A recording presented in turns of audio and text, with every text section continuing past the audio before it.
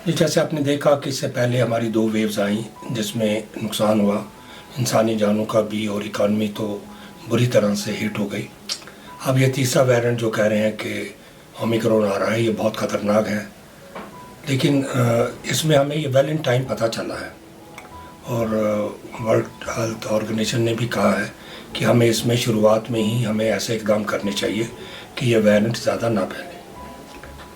मैं अपने तौर पे कहूँगा कि कश्मीर में जो 2 हमारे कोरोना के मसले हुए और इकानमी को बुरी तरह से और ख़ास तौर पे टूरिज़्म बुरी तरह से हिट हुआ।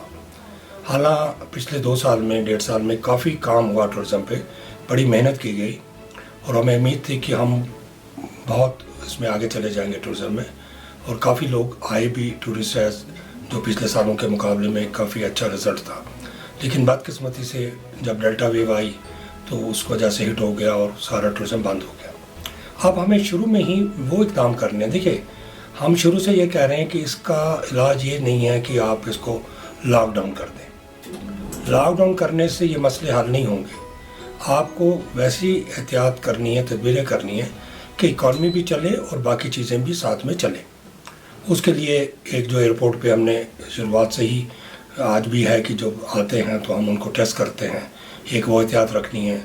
दूसरा, हमने अपनी पॉलिसीज़ जो बनानी है टूरिस्ट के लिए वो इस तरीके से हो कि अगर कोविड हो चल भी रहा है तो हमारे टूरिस्ट यहाँ पे अपने आप को सेफ़ महसूस करने चाहिए। उसके लिए लोगों के लिए भी है कि लोग एहतियात बरतें, अपने लिए बरतनी है, लोगों के लिए, किसी और के लिए तो नहीं बरतनी है। इसलिए हम चाहते हैं कि गवर्नमेंट से भी अपील करते हैं और लोगों से भी कि वो इस तरीके से अपने आप को इसके लिए तैयार करें। JK हरा बड़े एक जो है ग्रुप जम्मू कश्मीर में सरगर्म अमल है, पूरे होटल इंडस्ट्री को ये देख रही है, एक बड़ा स्टेक है आपका इसमें। तो क्या इकदाम लेने की ज़रूरत जिससे हमारा जो विंटर टूरिज़्म है वो बूस्ट भी होगा? देखिए, मुझे लगता है विंटर टूरिस्ट तो आ जाएगा, अभी वो बुरी तरीके से हिट नहीं होगा इसमें, क्योंकि इसका जो बताया गया कि ये मार्च में ज़्यादा पीक में होगी, इंडिया में आएगी। तो मगर जो एहतियात बरतने, देखिए हमारा जो भी टूरिस्ट आता है वो 2 ही रास्ते हैं, या तो वो बाई एयर आता है या वो बाई रोड आता है। तो दोनों जगहों पे एंट्री पॉइंट पे सबसे पहले हमें टेस्टिंग अपनी बढ़ानी है और जो भी एंटर होंगे उनका टेस्ट करना है, और अगर खुदा न खास्ता कोई पॉजिटिव है तो उसको क्वारंटाइन या दूसरी चीज़ें जो हैं उनका इलाज वगैरह होना चाहिए। एयरपोर्ट पे भी हमें और होटल्स में भी हमें ऐसे एहतमाम रखने चाहिए कि हम कुछ दिन के बाद टूरिस्ट को रैपिड टेस्ट वगैरह करवा सकें।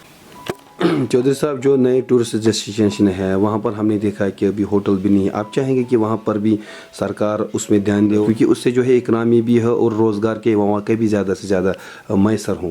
नहीं, देखिए, हमने सबसे पहले कहा है कि अगर टूरिस्ट कश्मीर में लाना है तो इसका पहले तो आपको देखना है कि जो हमारा डेस्टिनेशन है ये ईजी होना चाहिए। एक तो बाई एयर जिस वक्त हमारा सीज़न शुरू होता है रेट बहुत ऊपर हो जाते हैं। दूसरा है कि रेलवे जो चलती है जम्मू तक, बाकी आगे रोड की पोजीशन बहुत ख़राब है। हालांकि अब जो बनाल टनल शुरू हुआ है काजीकुंड से, उससे भी फ़र्क है, लेकिन हमने उनके बावजूद भी हमने देखा कि रोड बंद होती। तो जम्मू में हमें ऐसा इंतज़ाम होना चाहिए कि अगर किसी वक्त रोड बंद हो तो हमारा जो टूरिस्ट वहाँ पे वो एडिशनल फ़्लाइट के थ्रू सबसे ज़्यादा रेट में यहाँ आना चाहिए। और दूसरी बात है कि हमारे जो होटल्स हैं, क्योंकि पिछले 3 साल से उनका काम नहीं हो रहा है, तो उनको प्रॉपर मेंटेनेंस नहीं हो पाई है। यहाँ जो फैसिलिटीज़ आज टूरिस्ट मांगता है, जो इंटरनेशनल लेवल पे या नेशनल लेवल पे, उनको वो करनी है। उनके लिए उनको हम चाह रहे थे गवर्नमेंट को कोई मदद करे उनकी। उनको हम नहीं कहते कि हमें फ्री दे दें, उनको लोन्स दे दें,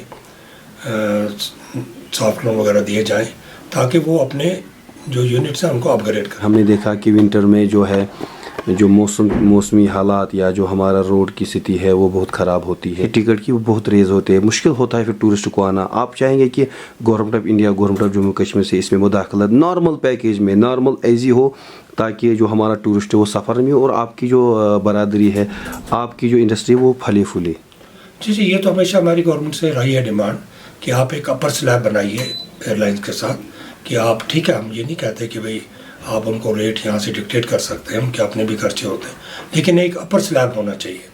इसी तरह से यह जो होटल्स हैं यहाँ पे, उनका भी एक अपर स्लैब होना चाहिए कैटेगरी वाइज, कि अगर एक होटल है, हमने ये भी देखा है कि जो ही टूरिस्ट आता है तो यहाँ होटल्स के रेट इतने ज़्यादा होते हैं जिससे जो टूरिस्ट बुक कर लिए होते हैं वो तो आ जाते हैं, लेकिन नया टूरिस्ट नहीं आ पाता है, तो उसके बारे में भी हमारा गवर्नमेंट से है कि एक अपर स्लैब बननी चाहिए हर चीज़ की, किस हद तक रेट्स होने चाहिए। टूरिज्म में है पावर का बड़ा प्रॉब्लम है, क्योंकि होटल इंडस्ट्री तो पावर के बगैर नहीं।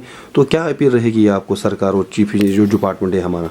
देखिए, ये तो सीधी आपने बिल्कुल सही बात कही कि सबसे पहले जो ज़रूरियात है वो है पावर, क्योंकि आज पावर ही से आपके सारे काम होते हैं। पानी अगर चढ़ाना है ऊपर, वो पावर, उसमें पावर चाहिए आपको। कमरा गर्म करना है या गैजेट जितने भी आपके चलते हैं पावर से हैं। और पावर की हालात तो हम सुनते हैं गवर्नमेंट की तरफ से। अभी परसों भी मैंने सुना कि जी पावर यहाँ 24 आवर आएगी, लेकिन वो कब आएगी, किस डेट से आएगी, इसके बारे में अभी तक कुछ पता नहीं। ऐसे ऐलान होते हैं और मुझे लगता है जब ऐलान होते हैं तो पावर की कंडीशन पहले से भी ख़राब हो जाती है। तो इसलिए गवर्नमेंट ने अगर कोई वादा करती है, अगर स्टेटमेंट के साथ आती है, तो पहले या तो गवर्नमेंट ना आए उस स्टेटमेंट के साथ। अगर वो आती है कि हाँ जी हम पावर कर रहे हैं 24 आवर्स, तो फिर होनी चाहिए ऑन ग्राउंड रियलिटी। ऐसे खाली पेपर वर्क नहीं होना चाहिए। आखिर पे आपकी मैसेज और अपील क्या रहेगी, क्योंकि जो नौकरियां हैं वो नौकरियां नहीं मिल सकती हैं हर किसी को। नए इंटरप्रेनर आने के लिए या जो नए युवा है इसमें आने के लिए आपकी बहसत एक सक्सेसफुल बिजनेसमैन के क्या रहेगी आपकी? नहीं, देखिए, नौकरियां अगर अब हम गवर्नमेंट की नौकरी की तरफ नज़र रख रहे हैं, हमारे यंग हमारे इंटरप्रेनर हैं या लड़के हैं, बच्चियाँ हैं, तो वो भूल जाएं कि अब गवर्नमेंट की नौकरियां मिलेंगी या क्या होगा। अब लोगों को, अपने यंग बच्चों को जो आना चाहते हैं ट्रेड में एज ए एंटरप्रेनर, उसकी मदद हमने अपने तौर पे करनी है। मैं चाहता हूं कि यहाँ जो अच्छे बिजनेस हाउसेस हैं वो ऐसे प्रोग्राम बनाएं ताकि हम अपने बच्चों की मदद कर सकें और अपना रोज़गार कमा सकें। कोई मुश्किल काम नहीं है। हमने देखा बहुत सारी कौमें, अगर हम जाएँ जापान, जब उस पर एटम बम गिरा तो किस तरीके से उन्होंने अपने आप को फिर दोबारा खड़ा किया। तो ऐसा मुश्किल काम नहीं है। अगर हम हिम्मत करें तो हम यहाँ पे अपनी बेरोज़गारी ख़त्म कर सकते हैं, हम अपने बिज़नेस को ठीक कर सकते हैं। लेकिन लोगों को दयानतदार, एक ईमानदार बिजनेसमैन बनना पड़ेगा और एक अच्छी सर्विस देनी पड़ेगी।